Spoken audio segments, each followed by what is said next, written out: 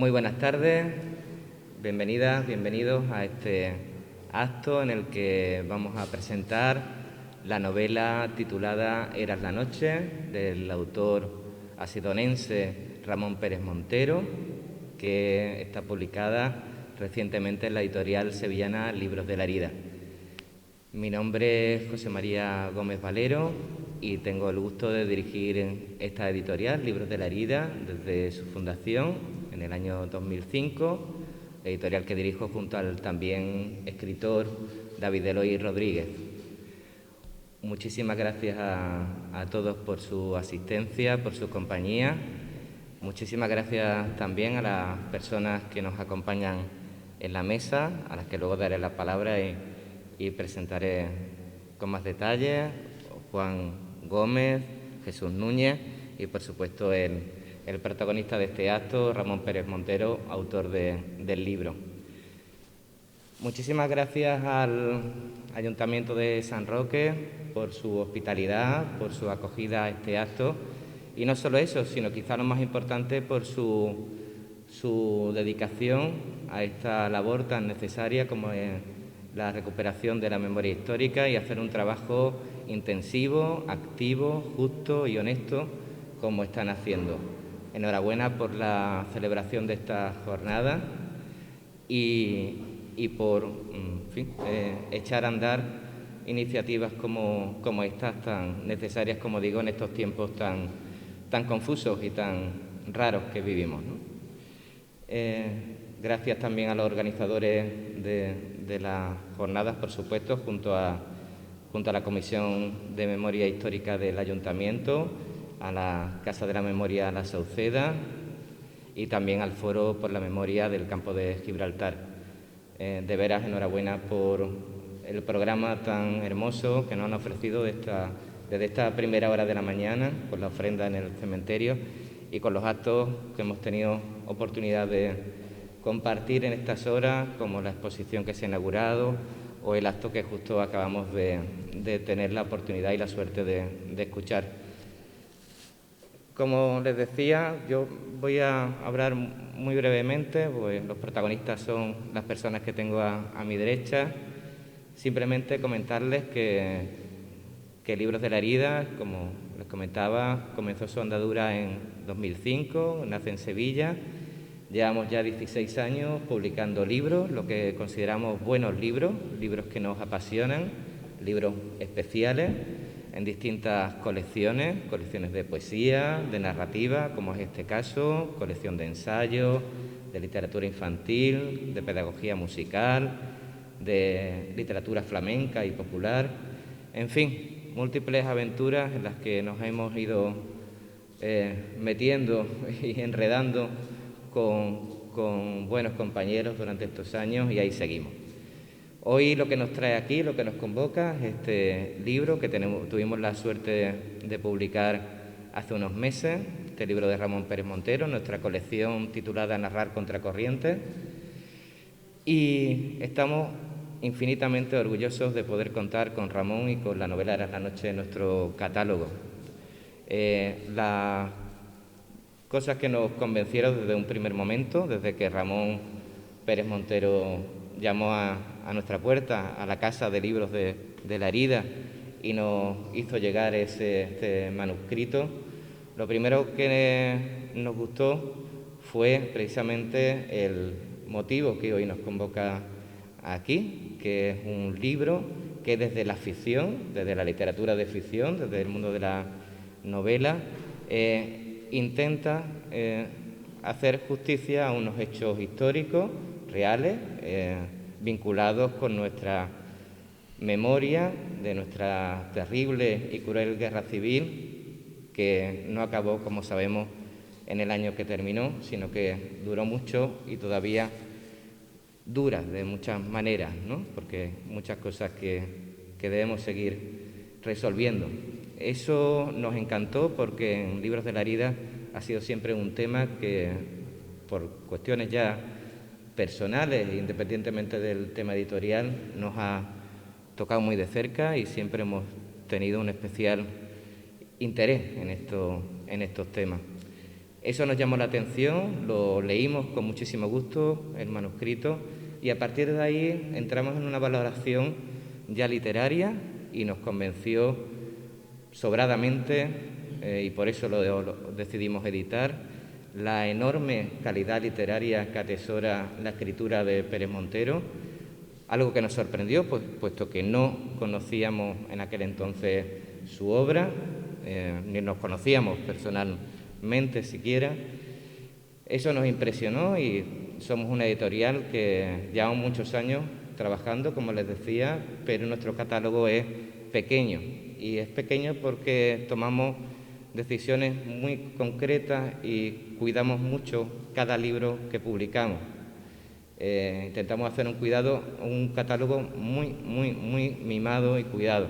Entonces, cuando descubrimos la calidad literaria de Pérez Montero, estábamos convencidos de que este libro tenía que formar parte de nuestro catálogo. Y luego nos impresionó, asimismo, el trato que Ramón le daba a esos hechos. Recordemos que son unos hechos que ahora nos lo contará el propio Ramón y también las personas que nos acompañan, unos hechos que sucedieron aquí muy cerquita, en la provincia de Cádiz, que implican a personas reales, documentadas, y que Ramón lo que hizo fue ponerle voz a esos personajes, a esas personas que los convirtió en personajes. Le puso voz, le puso emoción, le puso sentimiento y los convirtió sin duda en algo inolvidable. Para eso está la literatura, para eso está la buena literatura, para hacer que las cosas se salven del olvido. Y Ramón consiguió que estos hechos y estas personas estén hoy aquí presentes y se les recuerde. Y también intentar alejarse, que es lo que creo que ha logrado con su obra, de simplificaciones, de discursos simplistas, como estamos tan malamente acostumbrados tantas veces, de buenos y malos, de malos y buenos, ¿no? En libros, si ustedes tienen oportunidad de leerlo, se darán cuenta que estos personajes, tanto los dos personajes protagonistas, tanto Largomayo como el comandante Abril, que podrían haber sido calificados, y históricamente han sido calificados, de buenos y malos, el bueno y el malo, aquí alcanzan la categoría de personas complejas, arrojadas a unas circunstancias difíciles, donde en cada decisión se juega uno la vida. Ramón lo que ha hecho ha sido complejizar esos hechos desde una postura en la que no se implica, simplemente pone la cámara de la literatura, a mostrar lo complejo que era para esos personajes, para cada uno de ellos, tomar las decisiones que tomaron. Eso, desde luego, en estos tiempos, en los que estamos, como digo, tan acostumbrados a discursos reduccionistas y simplificadores, es de agradecer y creo que a partir de ahí es donde se construye verdaderamente un acercamiento justo a la memoria de nuestro país. En cuanto a la edición, simplemente destacar que nuestro agradecimiento a los cubiertistas, a las personas que han elaborado la portada del libro, que como ven ustedes es muy llamativa, y aquellos que deseen adquirir el libro en el stand que hemos preparado allí al fondo de la sala, verán que también acompaña un cartel, una cartelería que hemos hecho conmemorativa de esta publicación, porque creemos que la portada lo merece, así como el libro. La portada es mérito de los diseñadores gráficos gaditanos de Estudios Rebombo, a los cuales le agradecemos muchísimo su colaboración, como siempre que trabajamos con ellos. El libro se puede encontrar en todas las librerías, está muy bien distribuido. Estamos muy satisfechos con toda la trayectoria en estos últimos meses que ha tenido la publicación, las elogiosísimas reseñas de todo tipo y de gente tan reconocida del mundo de la literatura y del pensamiento como hemos ido recogiendo. Venimos de una amplia gira de presentaciones muchas de ellas centradas en las localidades en las que transcurren los episodios del libro, y de veras que está siendo una aventura hermosa, no solo por la acogida, sino por supuesto también por disfrutar de la compañía de Ramón, que se ha convertido, desde luego, no solo en un autor de esta casa, sino en un verdadero amigo. Yo no quiero robar más tiempo realmente a las personas que los tienen que hablar, así que, agradeciendo una vez más su asistencia, le voy a dar primero paso a Juan Gómez, que lo tengo ahí a mi extremo de la mesa, al extremo de la mesa. Juan Gómez, seguro, en fin, no creo que aquí en San Roque tenga yo que hablar de Juan Gómez, me da hasta apuro, pero bueno, ya saben ustedes, un extraordinario artista plástico, pintor, una persona de una sabiduría y de una generosidad enorme, y que yo personalmente le estoy muy agradecido por toda su compañía y su cariño, no solo en esta aventura del libro de Ramón, sino en otras tantas. De verdad, Juan, siempre te sentimos muy cerca, y la verdad es un honor y un orgullo estar aquí en tu casa, en tu pueblo, y agradecerte también el que haya propiciado que estemos aquí. Y sin más, luego les presentaré a Jesús, pero vamos primero a darle la palabra a Juan Gómez. Muchas gracias.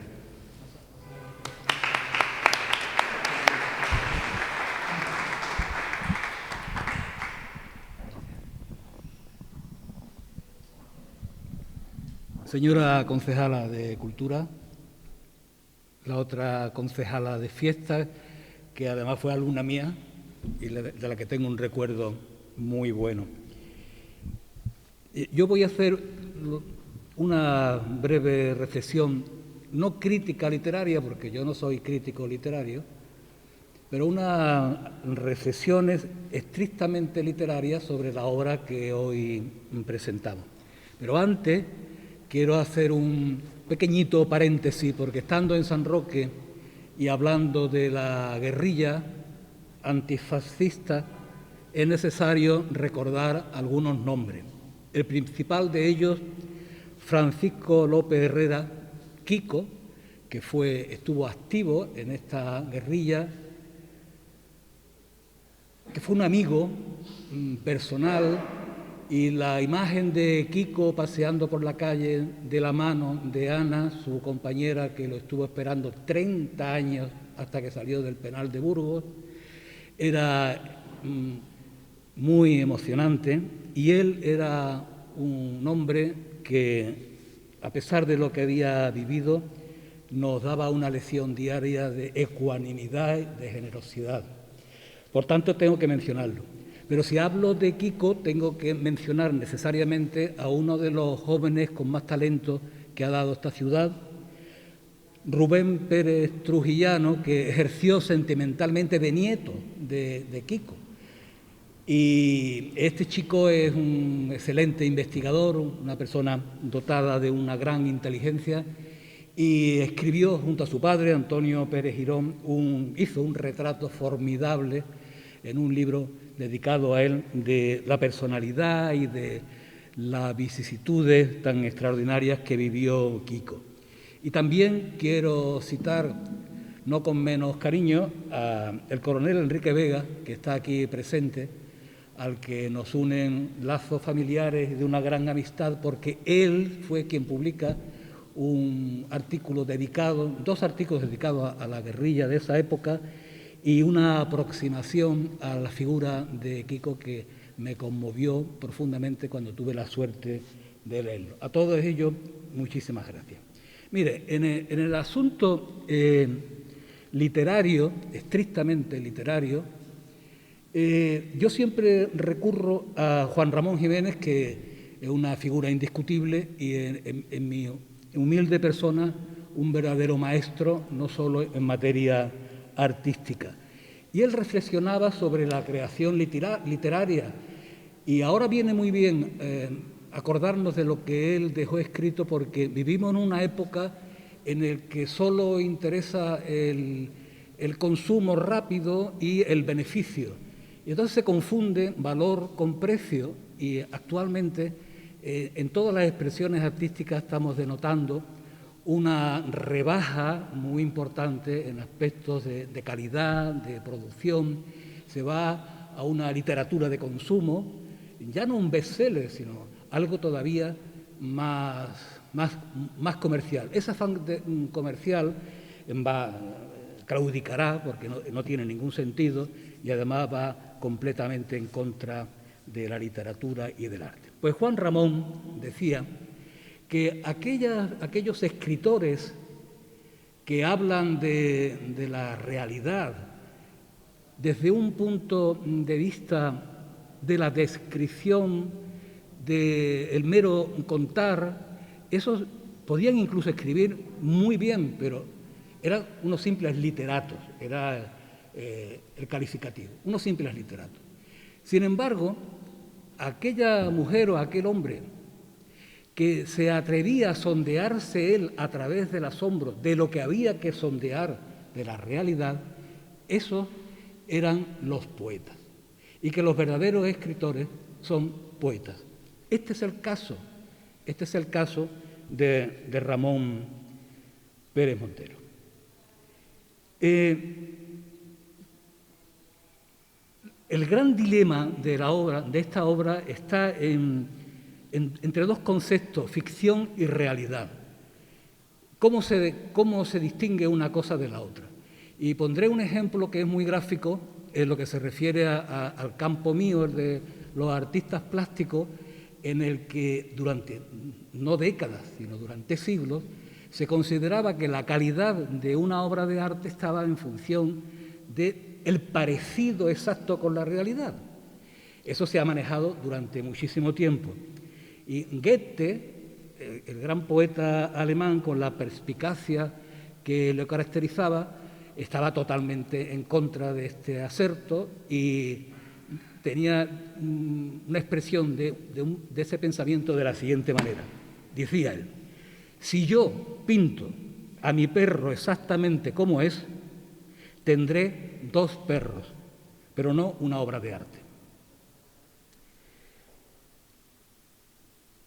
Lawrence Durrell, el gran novelista inglés, en los años 60, en su maravilloso Cuarteto de Alejandría, viene a afirmar más, diciendo que a veces una obra de arte es más la vida que la vida misma.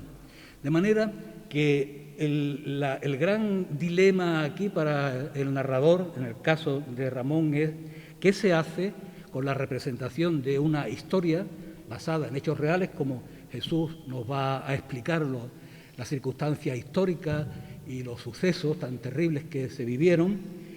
¿Cómo se traslada eso?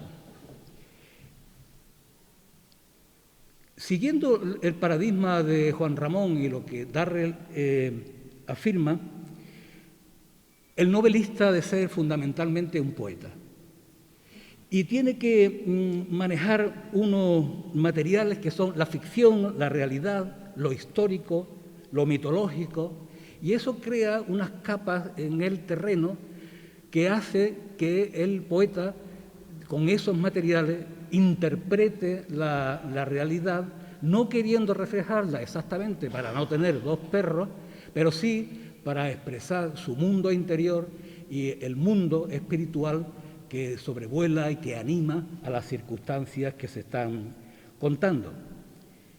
Entonces, Eras la noche no es una novela histórica, desde mi punto de vista, en absoluto, no es una novela histórica.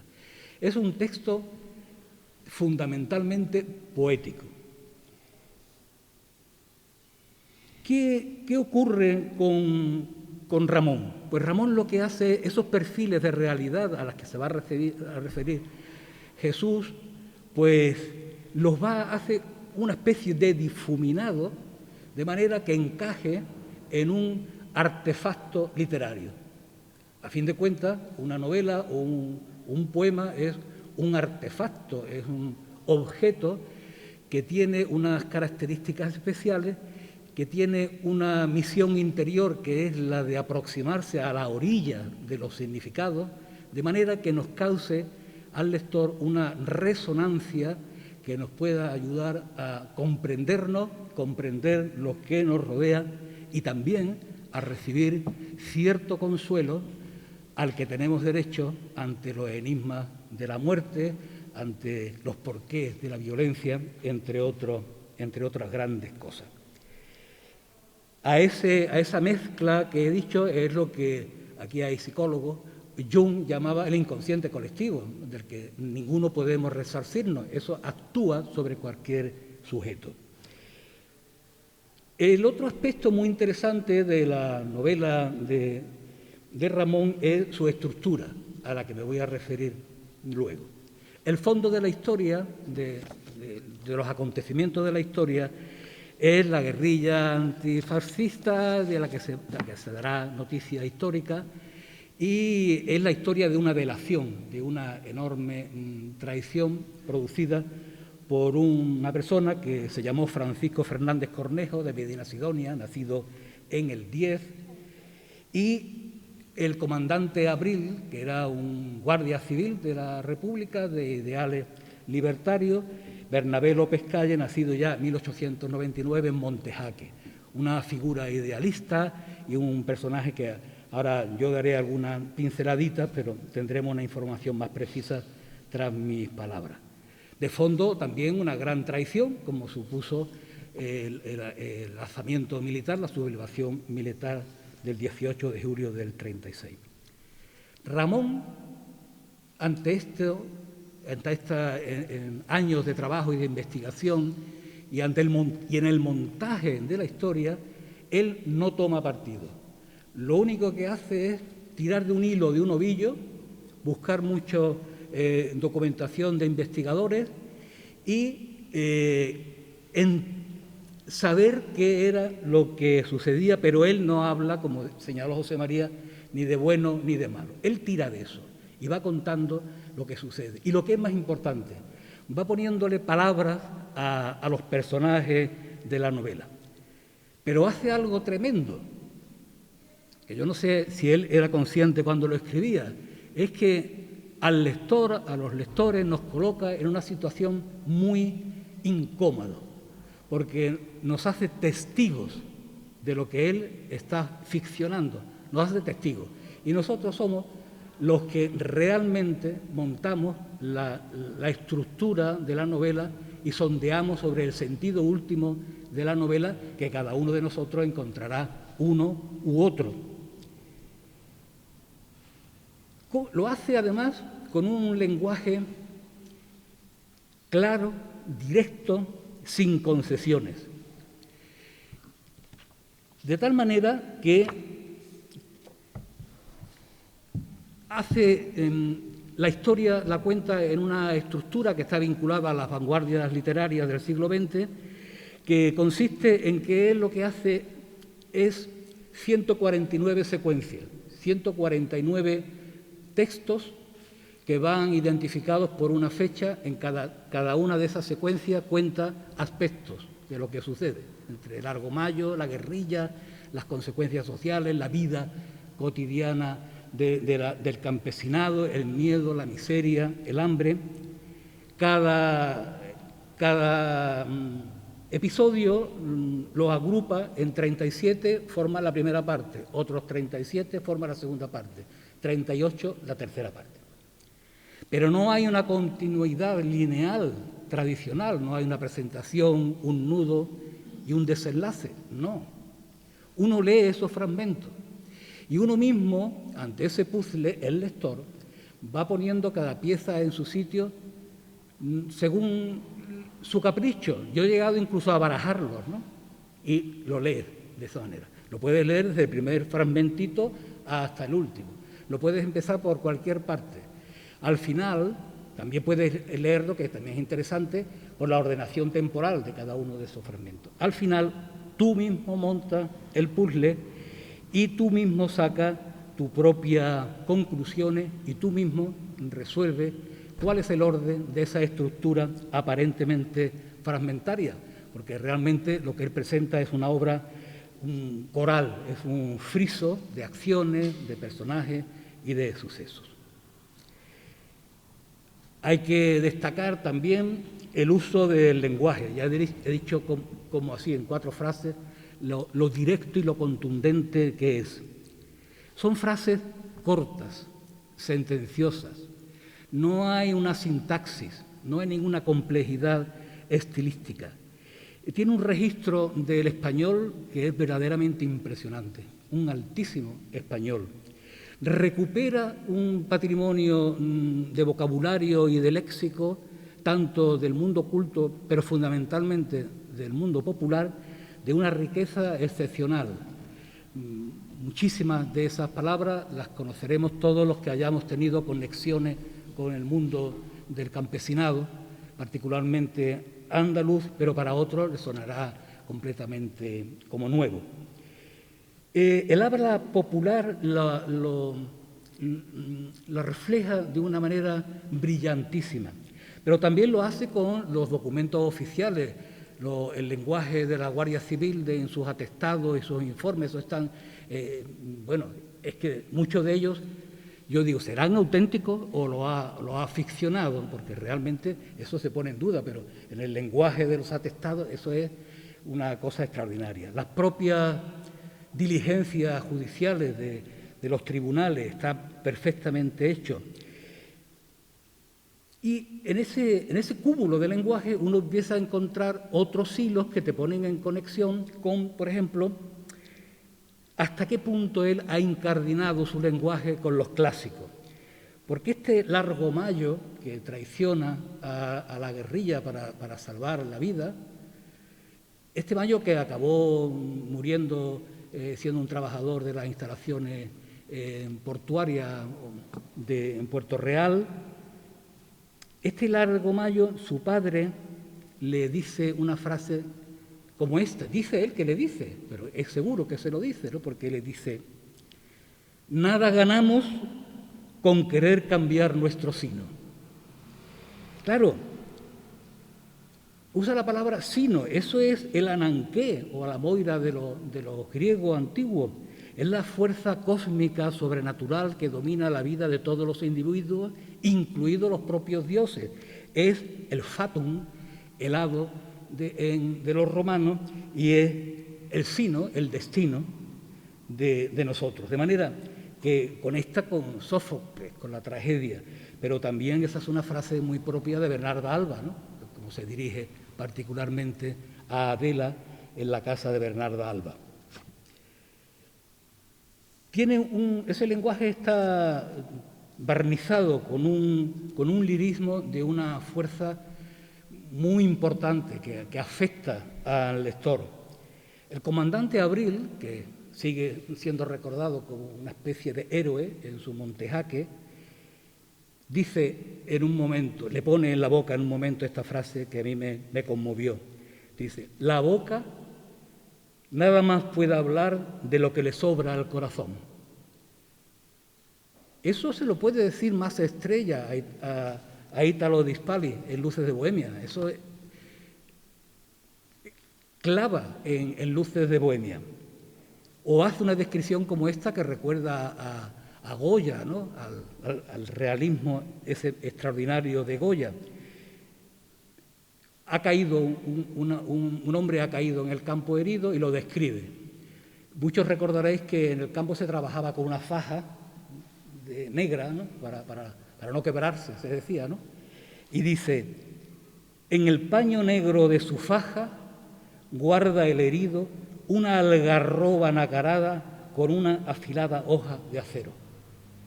Eso es como Lorca. Ahí hay otra conexión cultural y simbólica, para mi gusto, de una gran importancia. En el caso de Bernabé López Calle, el comandante Abril, le coloca también una reflexión que es interesantísima. Dice textualmente en el libro, él le pone, dice el comandante Abril: me conformo con que alguien conserve de mí el recuerdo cabal de lo que soy.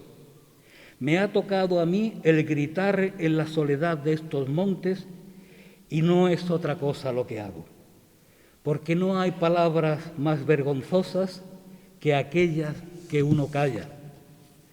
Nuestra tarea no consiste en vencer, sino en mantener vivos los rescoldos del incendio futuro que acabará un día con la injusticia y con la explotación del hombre por el hombre. Un discurso absolutamente libertario y que lo podía haber dicho también Fermín Salvochea, que es otro de los grandes símbolos del pensamiento anarcosindicalista. ¿Quiénes son los personajes? Pues bueno, he citado a Largo Mayo, Francisco Fernández Cornejo, el traidor, el que delata al grupo este de guerrilleros, el comandante Abril, el guardia civil de idea anarcosindicalista, la mujer de Largo Mayo, que es una persona que convence a Largo Mayo para que negocie, para que hable, para que se entregue a la Guardia Civil y a cambio de la información le permitan vivir libremente. Y ella es una figura oscura, negra, de luto permanente. Yo tengo 70 años, he conocido cuando era un niño el luto permanente que había en la España de la posguerra. Había viudas de todos los bandos, de todos los signos, de todas las circunstancias. Los guerrilleros, está el capitán, que es un personaje como más duro, Darío, el hijo de Bernabé, Potaje, Caracoles, una serie de personajes que Ramón aprovecha de ellos para contarnos de qué hablaban, qué comían, cómo obtenían el dinero, los problemas que la guerrilla tenía con las bandas de bandoleros, que aprovechaban los bandoleros esa circunstancia para también aprovechar la situación, el sufrimiento interno cuando las presiones que ejercían sobre los propietarios no funcionaban, los remordimientos de algunos de esos guerrilleros. Muy bien retratado está el hombre que le toca comandar las fuerzas que están interviniendo a esos guerrilleros, que llama el de las estrellas, es un capitán con nombre y apellido y está perfectamente retratado también los malos tragos, ¿no?, de esta persona. La noche es un personaje simbólico que está ahí. Todo sucede de noche, casi todo sucede de noche, porque viven a escondidas, ¿no? Las escapadas de Largo Mayo a Medina Sidonia a visitar a su mujer son de noche, son clandestinas, los interrogatorios.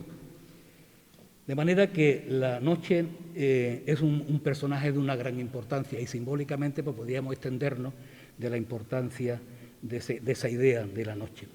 El paisaje de Medina Sidonia, la propia Medina Sidonia, se convierte también en un gran paisaje.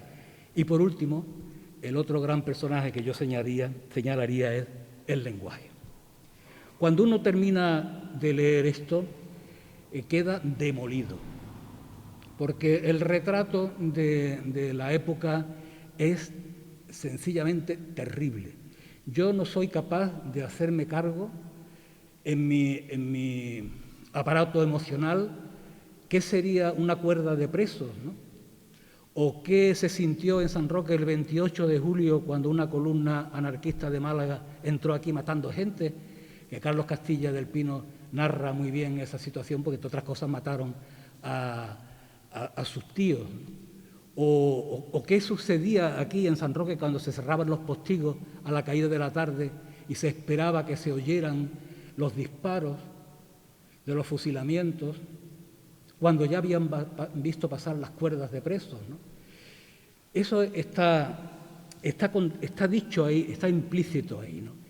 Y yo en mi caso, me quedo verdaderamente asombrado, atónito. ¿Cómo es posible, ¿no?, que sucediera un desastre de esa envergadura? ¿Cómo es posible que esa violencia se siga generando? ¿Cómo es posible que esa guerra civil que se cuenta ahí sabemos que está sucediendo en muchas partes del planeta? ¿Cómo es posible que un siglo como el XX, con tantas luces y tan terribles sombras, 2 guerras mundiales? ¿Cómo es posible Hiroshima y Nagasaki? ¿Cómo es posible eso? Sin embargo, entre las luces del siglo XX queda como una gran antorcha un documento fundamental para el futuro de la humanidad, que es la Declaración Universal de los Derechos Humanos de 1948. Esa es la norma.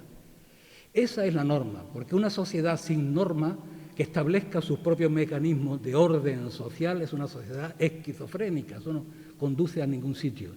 Pues ahí tenemos la norma, en la Declaración Universal de los Derechos Humanos. Habrá quien recuerde por su familia, por sus estudios, por su sensibilidad, estos acontecimientos.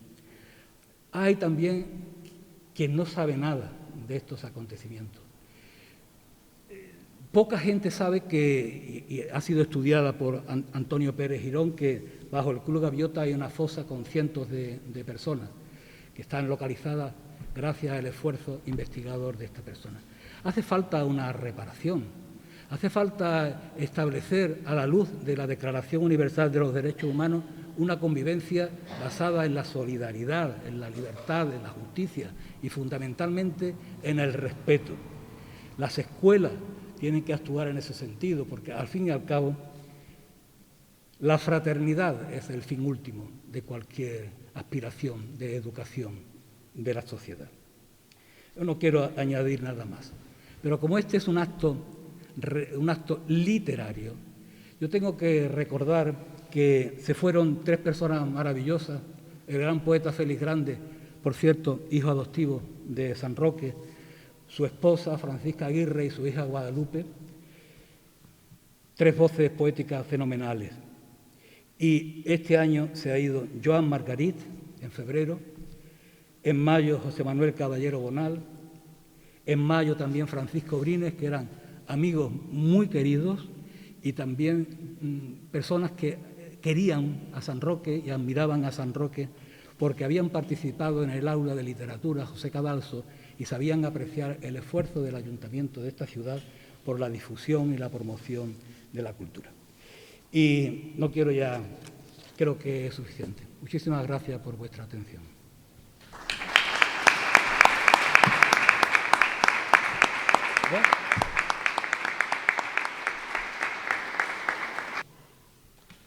Bueno, muchísimas gracias. Buenas tardes. Primero, saludar a mis 2 concejalas, trasladar mi saludo a Juan Carlos, a nuestro alcalde. Y bueno, yo encantado porque sois del equipo de gobierno, sois de las que más trato he tenido precisamente durante los años que estuve aquí en el campo de Gibraltar. Agradecer, por supuesto, a la organización y al autor que me hayan invitado para estar aquí. Yo lo primero que pongo en valor es el trabajo siempre de investigación. Hace ya muchos años, Ramón, hace ya muchos años, cuando empezó a contactar conmigo, siempre hay mucha gente, en principio inquieta, curiosa, que intenta saber, conocer, etcétera, ¿no? Pasa que luego en esta vida lo más difícil es lo que nosotros en términos militares llamamos el sostenimiento, es decir, el sostenimiento del esfuerzo, el seguimiento, porque claro, es que dan muchas ganas de arrojar la toalla, es mucho tiempo, ¿no? Y solamente los que tienen constancia, los que tienen perseverancia, los que van persiguiendo un fin y no se rinden, pues son los que lo consiguen, ¿no? Y Ramón pertenece a ese grupo, a los que son capaces del esfuerzo, el sostenimiento, de la tenacidad y poder llegar a ese libro, del cual no les voy a hablar en concreto del interior porque él podrá contar lo que quiera contar, pero yo siempre digo que los libros hay que leerlos, hay que comprarlos y hay que leerlos, o sea, porque es lo importante, ¿no? Porque es el trabajo de una persona en la cual tiene puesto mucho, y esa frase a mí me gusta mucho de leer entre líneas, es muy importante, ¿no? Aparte de lo que con lo cual yo sí que les animo muchísimo a que no dejen de tener ese libro, no solamente para que esté en su biblioteca, sino para que además lo lean. Es un periodo realmente complicado y complejo de la historia reciente nuestra española. Yo hace muchos años redescubrí a Bernabé López Calle. Es un personaje completamente atípico dentro de la historia contemporánea española, que lo puse en valor en unas jornadas sobre maquis, sobre guerrilla antifranquista, que se suele hacer todos los años en un pueblo precioso de la serranía de Cuenca, que se llama Santa Cruz de Moya, y donde hay una asociación, las asociaciones privadas, particulares, iniciativa popular, de participación ciudadana, son muy importantes para mover no solo conciencias, sino proyectos, que se llama La Gavilla Verde, que precisamente también era otro hijo de Guardia Civil, Pedro Peinado, que en paz descanse, falleció hace ya unos años, pues puso en marcha. Y ese personaje, que es el protagonista principal de este libro, Bernabé López Calle, yo en los trabajos de investigación, llevo 35 años en este mundo, me encuentro de repente un señor que es guardia civil, bien, normal. En aquella época había casi una plantilla de 36.000 guardias civiles, en el año 36, 35.000 y pico. Participa durante la guerra civil en el lando republicano, bueno, normal. Un 51-52% de los guardias civiles estuvieron en el lado republicano, permanecieron leales a la República. Bien.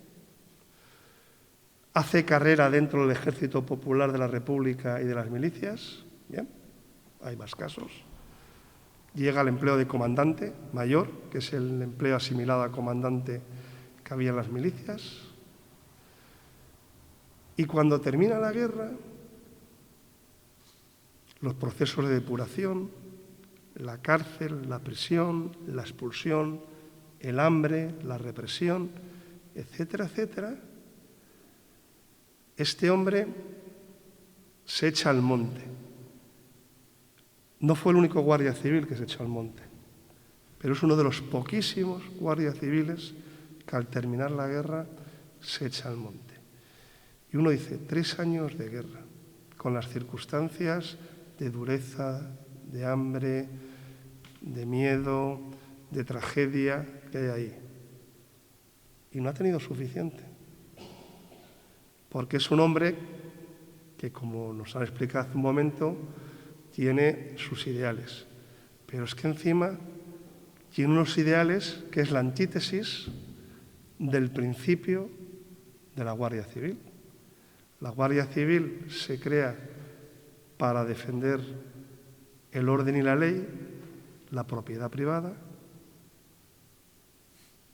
Él es anarquista, no defiende la propiedad del Estado, que es la que defienden los comunistas, que era el sector más grande y más importante que tenía la guerrilla antifranquista, porque la guerrilla antifranquista se dividió en 2 bloques principalmente. Hubo el sector comunista y el sector más minoritario anarquista. Luego hubo otros sectores, socialistas, etcétera, pero tuvieron muy poco peso específico realmente en el conjunto de ello, ¿no? Y quien lideró realmente la guerrilla antifranquista tras la guerra civil fue precisamente el sector comunista. Pero nos encontramos de repente un personaje que es la antítesis de su oficio, de su profesión. Es de Montejaque, su hermano Pedro fue alcalde de Montejaque, fue un personaje además con nombre propio en lo que fue durante la guerra civil, que luego sobrevivió muchos años después. Y este hombre es el que lidera realmente la guerrilla antifranquista en la provincia de Cádiz.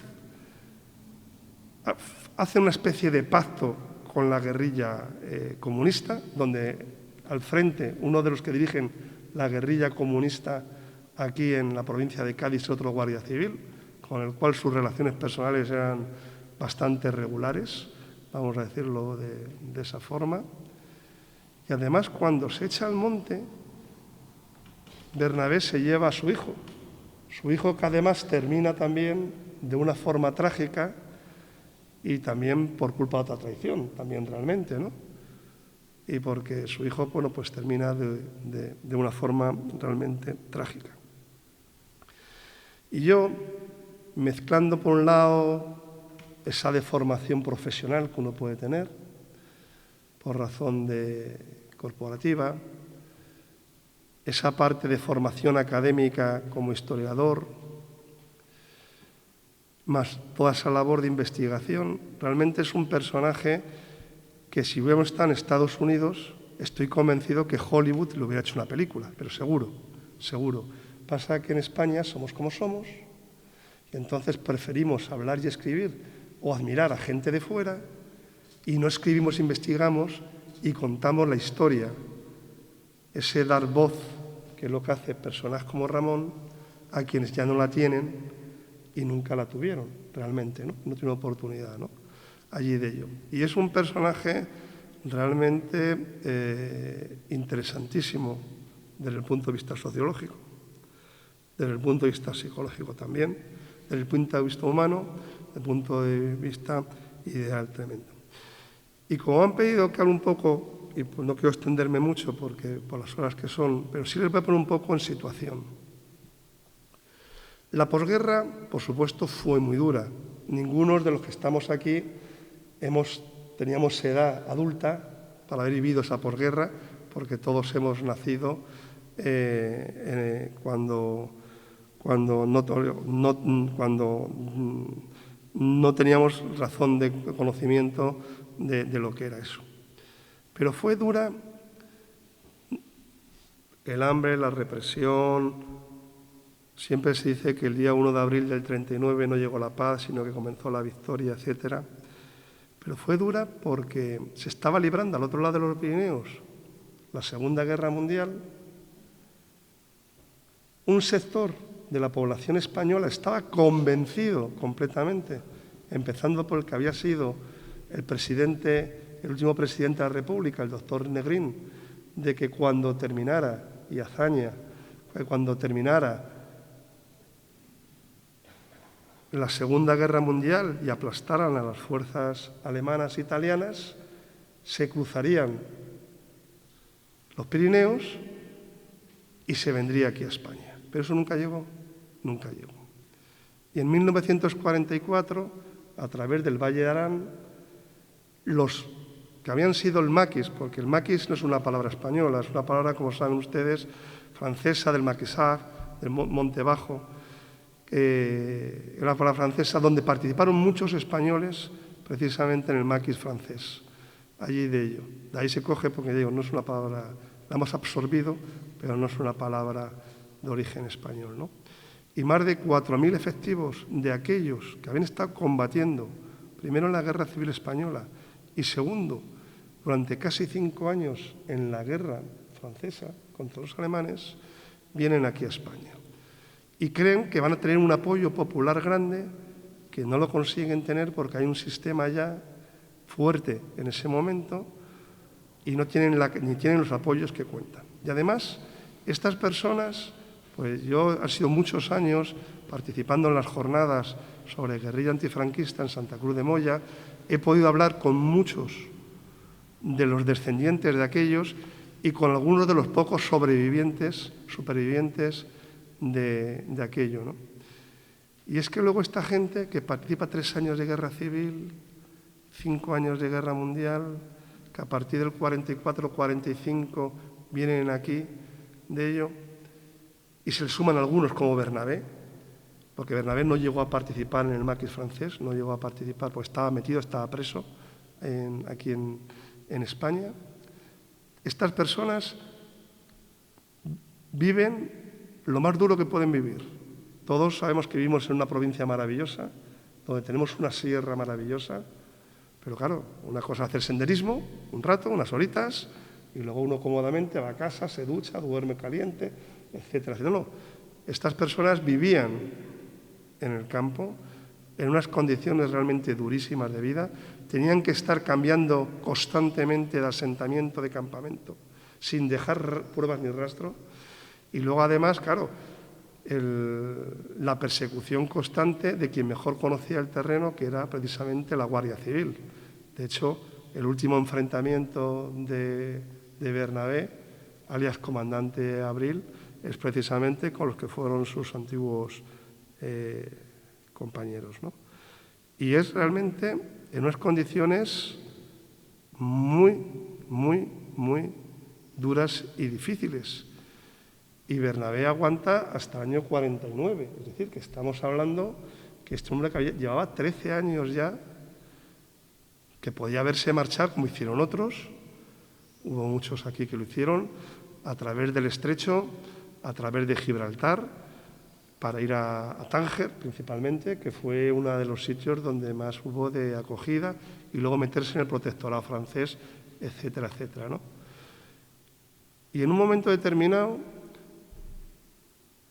los que en su momento les envían aquí a luchar contra el régimen franquista, que es aquel momento, con la idea de derrocar, hay un momento determinado que los dejan tirados. Y eso cuando uno habla con ellos, habla con los que estuvieron allí, con los hijos de, que son ahora mismo gente que vive en Francia, que son ya personas con unas edades ya avanzadas, y cuentan la historia de sus padres, de cómo fue aquello, pues hubo gente, se dio la oportunidad de poder extraerlos, hubo gente que fue sacada de aquí a través de enlaces y los llevaron, unos subieron hacia arriba, hacia el norte, para cruzar la Muga, los Pirineos, a la parte francesa, otros, en su mayor número, los sacaron y prepararon los caminos de huida y de fuga para poder llegar a Gibraltar o para poder embarcar en barcas de contrabandistas y de pescadores aquí en la zona de la costa para la costa marroquí que tenemos aquí enfrente, que era entonces el Marruecos francés, parte de ello, una buena parte de ello, más luego la ciudad internacional de Tánger, que teníamos allí. Pero sin embargo hubo otro grupo que no quiso salir. Y se quedaron aquí hasta el final, ¿no? De hecho, muy adelantado ya a los años 50, ¿no? Y independientemente aquí no hablaba ni de buenos ni de malos, ¿no? Yo les puedo decir que en esta vida el concepto bueno y malo, he vivido los efectos de los conflictos armados en Bosnia-Herzegovina, en Irak, en Guatemala. He visto muchas cosas y las personas, todas las ideologías teóricamente venden su parte buena. No voy a entrar ahora en el fondo de eso, pero donde uno empieza a ver quién es bueno y quién es malo es en la persona, en quién es, ¿no? Aunque no piense como tú, aunque no tenga tu ideología, aunque no tenga tu bandera, aunque no porte tu uniforme. Y es precisamente esas personas, como Bernabé López Calle, las que inspiran respeto y admiración, porque posiblemente muchos de los que a lo mejor se hinchan de pecho, sacan y se dan golpes de pecho y tal demás, hubieran sido incapaces de hacer lo que hizo este hombre, que realmente, ya digo, que era la antítesis de lo que durante muchos años fue, porque era un auténtico idealista. O sea, si ustedes buscan guardias civiles comunistas, hubo bastantes. Guardias civiles socialistas, muchísimos más. Guardias civiles de izquierda moderada, muchísimos también. Igual que hubo guardias civiles de derecha, de extrema derecha, etcétera. Pero guardias civiles anarquistas, y no solamente eso, sino que encima lideraron, crearon un equipo, crearon un grupo, consiguieron que hubo un grupo de correligionarios que le siguieran, que llevaran para allá, y que hasta el último momento, como se refleja aquí en la novela, ¿no? Esa mezcla de realidad y ficción, ¿no? Que es la que realmente... A mí me gusta mucho eso, el mensaje poético, y me gusta, y es verdad, y tiene ahí, pues yo creo que es una cosa que creo que merece la pena que todos y cada uno de ustedes lean el libro y conozcan este personaje que, ya les digo, de verdad, yo conozco Estados Unidos, he estado mucho en Estados Unidos, he trabajado con personas de Estados Unidos por razones profesionales y les puedo decir que estoy convencido que en Hollywood, aquí en España se ha hecho un documental, se ha hecho alguna cosa, pero todavía sería desear que algún día algún director de cine español realmente hiciera una película que fuera capaz de encarnar. A lo mejor, quién sabe, a lo mejor, Ramón, si este libro puede servir de base para que algún guionista pueda sacar algo de ahí, porque la verdad que el personaje que vivió en donde estamos ahora, que estuvo en la zona donde estamos ahora, que conocemos perfectamente, pues está. Y yo, por mi parte, no sé si ahora luego coloquio o no ahora coloquio, sea, pero no quiero tampoco extenderme más, porque quiero dejarte ya, Ramón, y muchísimas gracias a todos.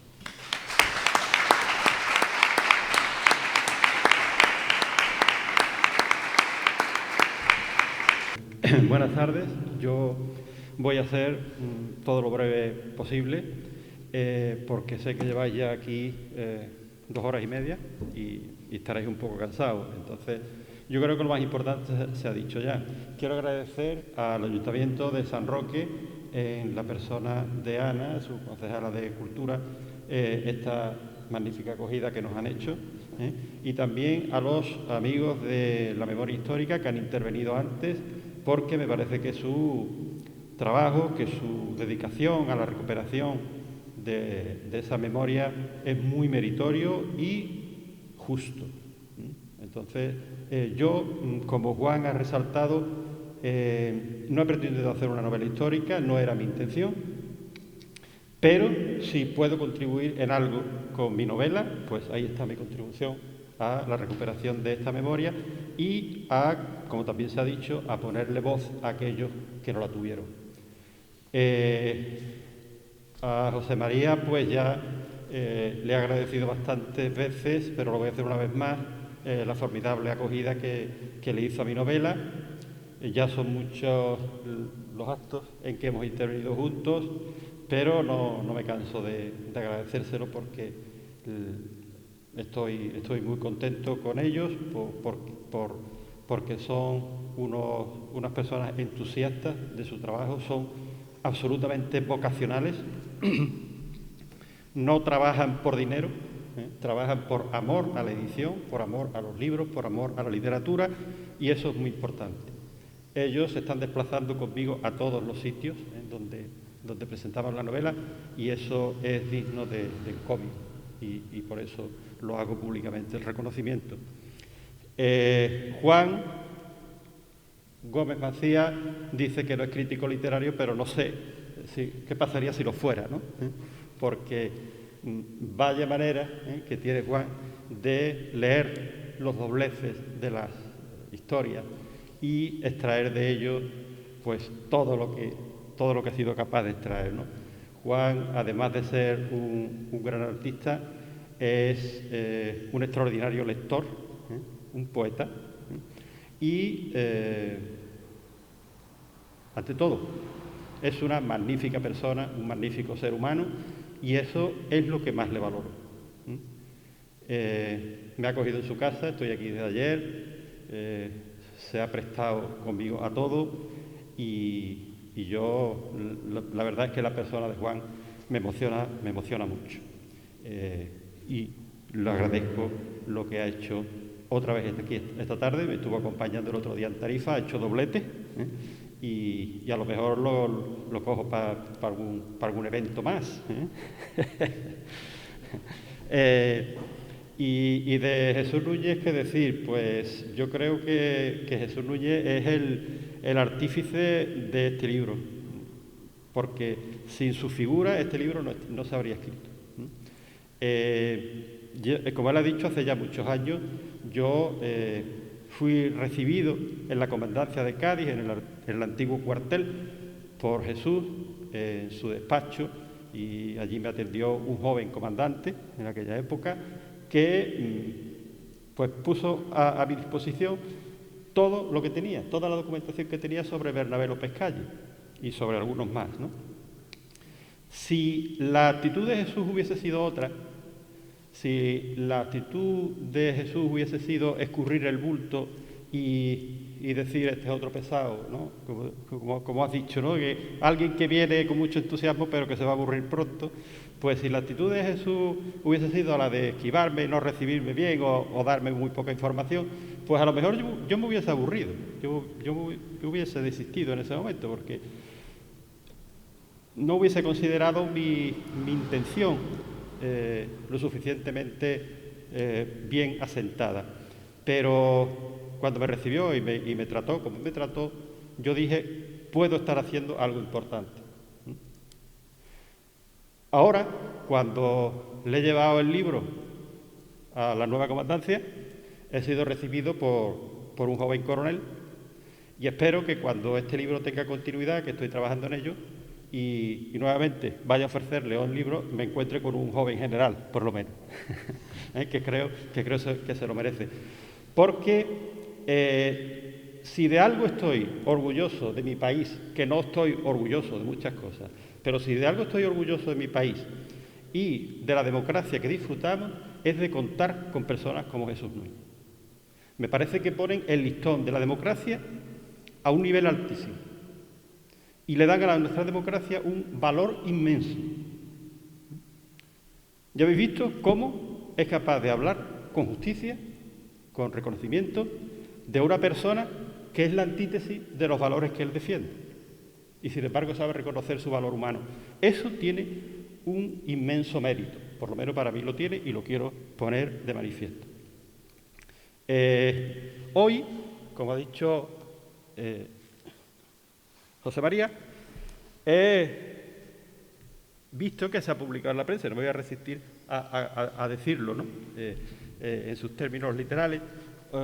Hoy se ha publicado en la prensa la noticia de la publicación en el boletín oficial del Ministerio de Defensa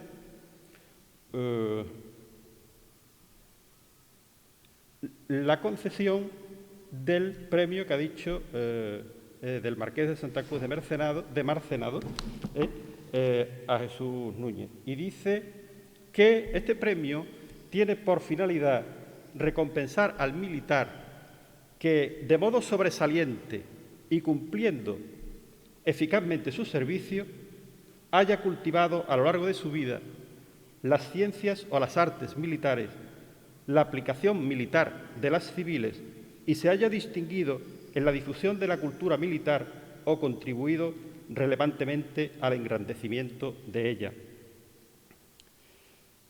Reunido el jurado, acordó conceder el premio al señor coronel de la Guardia Civil, don Jesús Narciso Núñez Calvo. Esto sucedió el día 3 de junio, pero se ha publicado hoy. Entonces yo les quiero dar mi más cordial enhorabuena públicamente.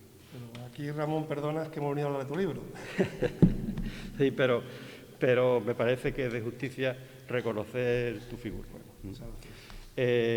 Yo no voy a redundar en muchos aspectos más porque me parece que se ha hecho muy bien ya.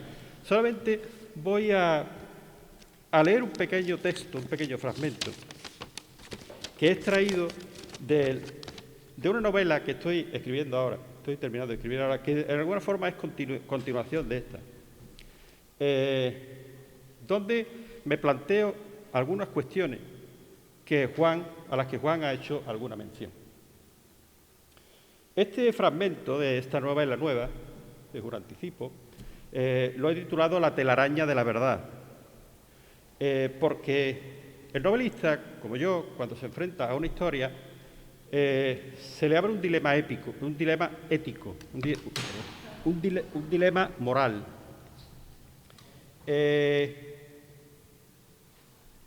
La verdad histórica y la verdad literaria son las mismas, tienen algo que ver, se pueden encajar de alguna manera o son totalmente diferentes. ¿A qué verdad debe atender el novelista? ¿A la suya o a la verdad que cuenta la historia?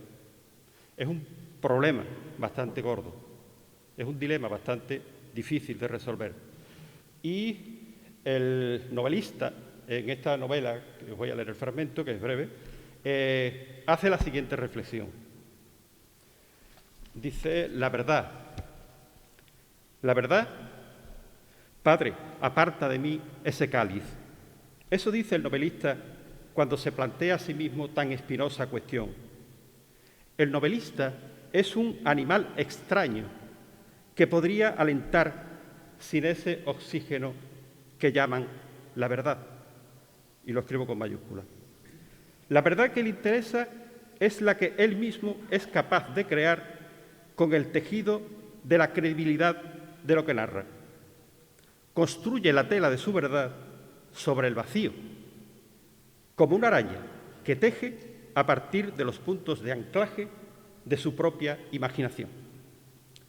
Ocurre, sin embargo, que cuando se enfrenta al desafío de narrar un hecho histórico, se encuentra en el compromiso moral de respetar una verdad o la verdad que no le pertenece, una verdad que no es la suya.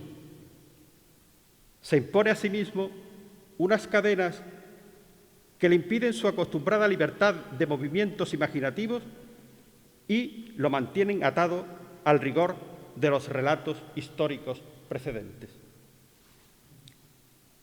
Se somete a la obligación de beber en esas fuentes. Y cuando acude a ellas, se encuentra que los manantiales son muy diversos y con tipos de aguas completamente diferentes: lustrales, sulfurosas, bendecidas, destiladas y 100 más. ¿De cuál de estos manantiales beber el agua pura de la verdad? Quien asegura haber recibido órdenes de sus superiores para masacrar a una docena de inocentes, desarmados y esposados, y eximirse a sí mismo con ello de cualquier tipo de responsabilidad, afirma estar diciendo la verdad. Y aquel que acusa de traición a su enemigo político a partir de las habladurías de la gente, buscando su destrucción o cuando menos saciar su propio resentimiento, también afirma estar empleando la verdad. Y la escribo con mayúsculas. Y dice que dice la verdad quien fundamenta su discurso sobre informaciones incompletas o de dudosa procedencia y se la juega a que noticias futuras no vengan a desmentirlo. Y quien escribe una crónica periodística dejando a un lado aquellos aspectos que le resultan incómodos o contrarios a sus propios intereses, también asegura estar contando la verdad. El novelista no tiene necesidad de la verdad para eludir ninguna culpa ni salvar a nadie, ni siquiera a sí mismo. No tiene necesidad de la verdad para librarse de ningún ataque ni emplearla como arma en la defensa de una idea. Tampoco es su cometido poner en cuestión lo que los demás expresan como la verdad. Para él poseen idéntico valor tanto los evangelios apócrifos como los canónicos. Hasta las más redomadas mentiras ponen algo de verdad acerca de las intenciones, del carácter, de las circunstancias vitales de quienes las urden. Las mentiras no son nunca inocentes, las verdades tampoco. Tanto las verdades como las mentiras esconden un sentido que el novelista puede y debe desentrañar, porque de él han de nutrirse sus personajes, lo mismo que las larvas se alimentan de la carne del fruto donde los huevos fueron inoculados. El novelista es un animal que puede sobrevivir sin el oxígeno de la verdad, porque sus personajes pueden tanto mantenerse fieles a la verdad como conculcarla sin ningún tipo de escrúpulo ético. La verdad del novelista no debe pasar ningún tipo de filtro moral por su parte, pues deja en manos del lector cualquier clase de juicio que pueda emitirse sobre el contenido de lo narrado. Los personajes literarios no son ni buenos ni malos. Su única obligación es expresarse de tal forma que se perciba un eco auténtico de vida por detrás de la ficción de sus palabras. El novelista sabe que nada existe más allá de las palabras. Sabe que ha de sustentarse sobre la sutileza de sus propios hilos verbales, al igual que la araña sabe que su trama depende de la urdimbre de la seda que ella misma fabrica. Los historiadores buscan a los hombres verdaderos cuyos rastros quedaron en la memoria de la gente o grabados con tinta en la oficialidad o privacidad de los documentos. El novelista no busca esa verdad de los hechos ni de los hombres de carne y hueso. El novelista sabe que no existe más verdad que su palabra. Sabe que solo ella le permitirá sustentarse sobre el vacío esencial de la existencia. Muchas gracias.